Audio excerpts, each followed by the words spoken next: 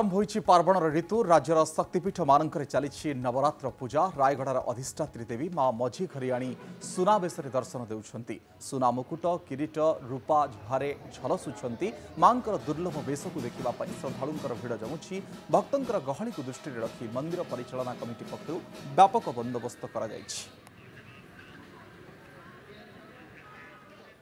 आउ मझी घराणी राइज बोली सातमणी ठाकुराणी आउ जयदुर्गा से जयदुर्गा वर्षतम आम घोड़ाई रखू जोटा कि प्रतिपदारू दशमी पर्यंत 10 दिन व्यापी पूजा अर्चना कर दशमी दिन आउे पुणी आउे आम यथा स्थान को बाड़ी आसते ये रजाकर अमल धरिकी माँ को प्रसन्न करते जोटा कि गोटे जिन समस्त रात्र जोटा कि सुनावेश देखापी समस्त रात्र वर्ष को थे से सुजोग पाइबे तार दर्शन निमंते बहुत शो छुटुची ये आसी माँ बेश देखिले आहरी आनंद लगे मुग्धकर लगे।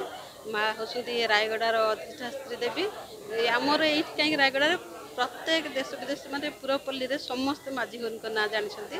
माँ माझीगुरी ना शुणिले माँ सांगे सांगे समस्ते प्रणाम करती।